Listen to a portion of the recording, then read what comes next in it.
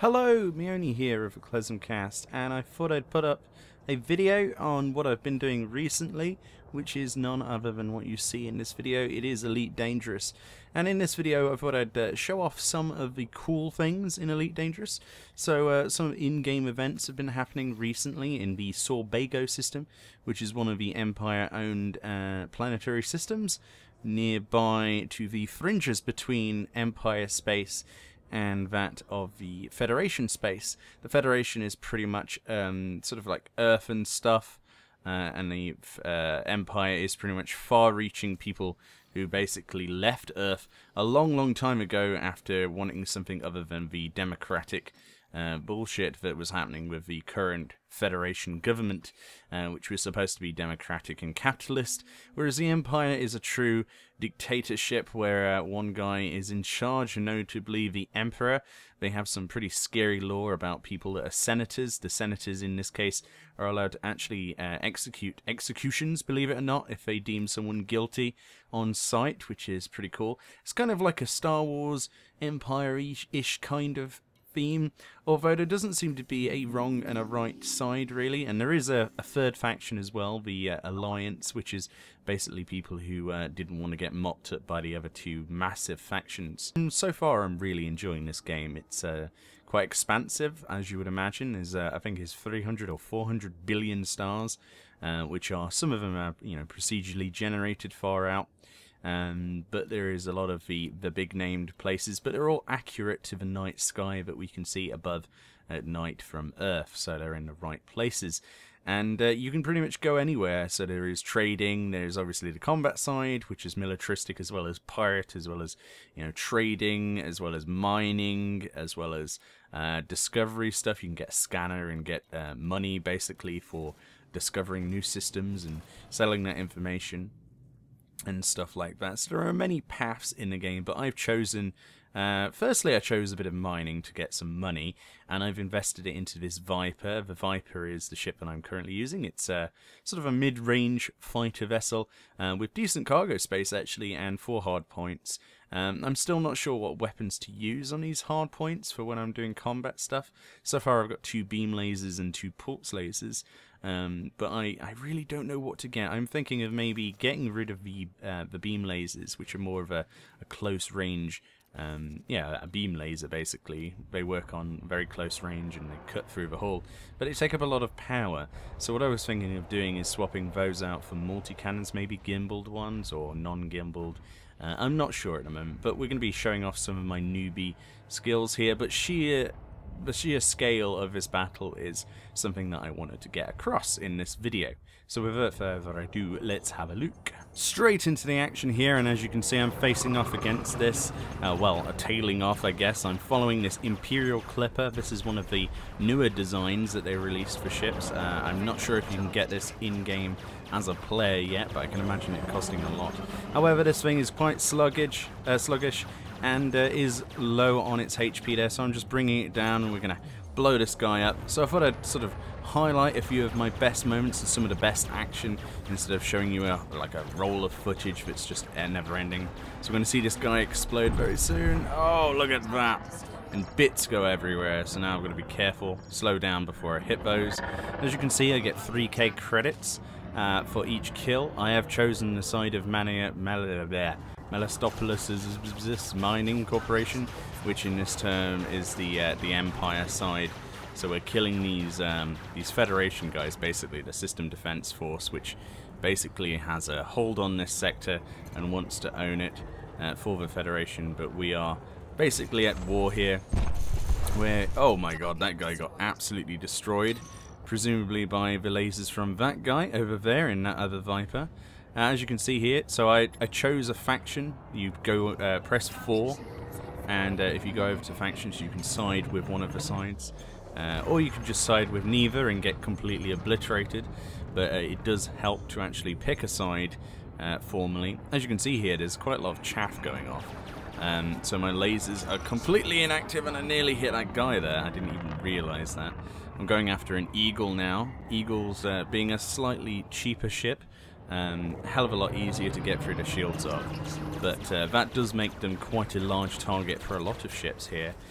This is in solo play, by the way. Usually I do play online, but I wanted to get some footage of the battle, and my god, that guy got owned by a missile, I believe, from that guy.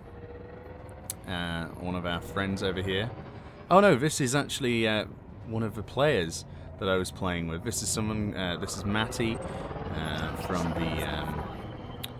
from Apollo's stream that I'm playing with here, and he stole my kill, little bastard. There you go. Oh, Jesus Christ. And that's what happens if you crash. Bit of an explosion there. So back onto the scene of action, and we're back next to the capital ship.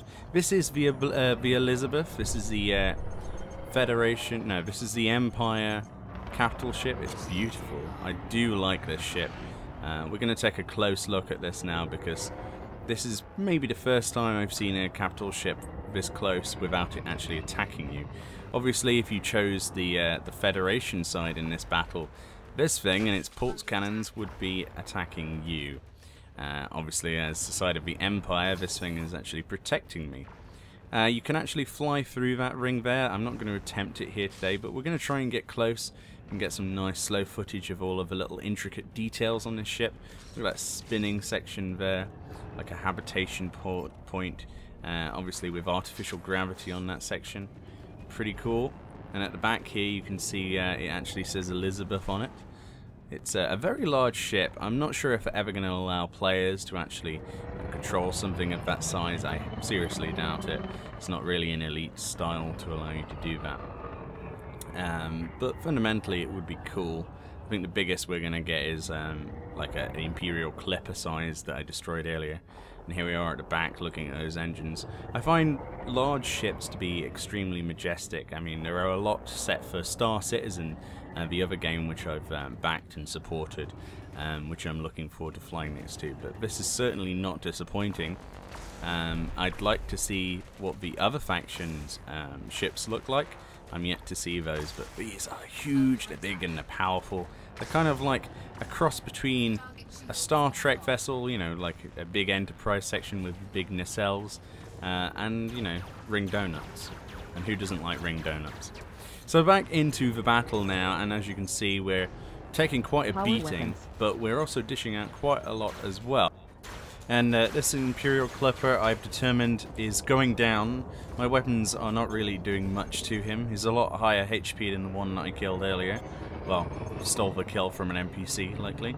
This guy is not going to get away, though. I'm going to make this my private, personal mission, my personal vendetta to take this guy down for the Empire. The glorious Empire. Screw the Federation. I think this guy is probably going to try and jump out soon. Go to hyperspace and get out of here. So we need to get him lower, and we need to really pile it on. As I say, I'm using them all on one fire group at the minute. I need to change that. I didn't really change it for this, but look how cool that looks.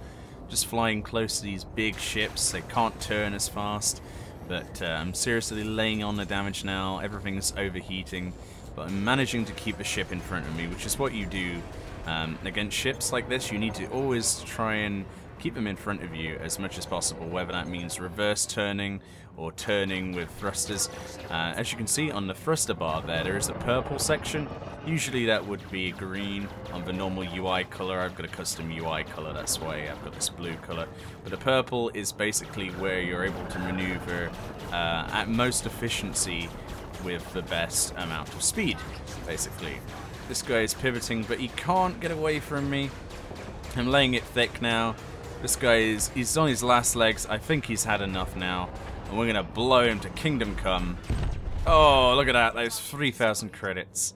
And there's all this wreckage here that it's telling us to avoid. It does look pretty cool. There's such a lot of wreckage for such a ship, though. But hopefully they fly a lot better than the NPC version, because honestly, I find them to be rather sluggish and easy to take down.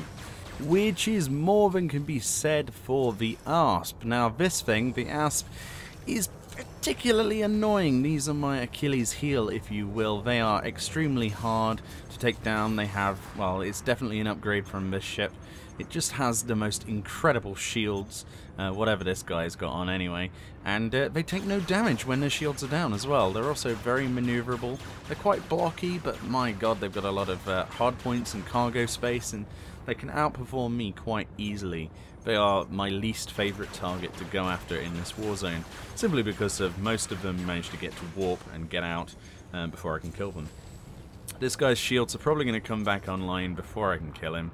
I've got him down to 10% hull, but everything's overheating. I'm really trying to pile on the pressure so this guy doesn't escape me. I've had, like I say, far too many people try to escape and succeed just because I managed to get them down to like 2 or 1%. And they finally get away. But there's those lasers in close proximity there. This is a bit of a turning battle. This is one of the weakest battles I encountered, unfortunately. Not all of them are like this, but it's pretty much he's matching my velocity and turning speed. There's not really any other way I can do that to counter that, apart from either going backwards or forwards in those thrusts in the purple area and twisting, which is what I was trying to do. But he basically used that as a diversion to get as far away from me as possible, so his shields can go back up. But it's all for nothing. He's going to try and get away now. I've only got a few seconds really to get as much damage in. He's on 4% HP, but as you can see, my beam lasers and pulse lasers, they're all fried. You know, I really need to get him now. He's turning fast to get away from me, but I'm not going to let him get out of here. Not alive, anyway. This guy's not getting away, and beautiful. That's one of the first asps I was able to take down. So yeah, if you haven't sort of figured by now, I am having an immensely fun time in this game. And it's not purely all combat as well. If you're one of these people that likes the idea of exploring the galaxy, fear not, 400 billion stars. Like I say, you can jump between them all, you can do some scanning on systems, you know. It's a lot more in-depth than just the combat. It just helps that the combat is quite a lot of fun. I've been playing this with a joystick, my Logitech 3D Extreme Pro, which is a cheap one from Amazon, very recommended if you want something cool to try out. It works very well with an Xbox or PlayStation controller, whichever one you have, that you can plug in. You can use Motion Joy to emulate, you know, as if it was actually a PlayStation, so you can actually use the PlayStation controller, which is what I use. And there's also keyboard and mouse, and they all seem to handle quite well independently. There doesn't seem to be a strong one above another. The mouse is extremely useful, but I can outperform a lot of the people that we play with recently in PvP just simply by the use of a joystick. So I don't know, it's really skill based, it's a lot of fun, it's very expansive, and you know, it's a one-time game. There's no sub based on this. It's about £40 or thereabouts, 35 I got it for. So if you can afford that this Christmas, it's certainly one to put on your list. So without further ado, I will leave you to some more beautiful sights, and I will see you next time. Maybe for some more Elite Dangerous, who knows? But I will definitely see you later. Thank you for watching, goodbye, and Happy Christmas!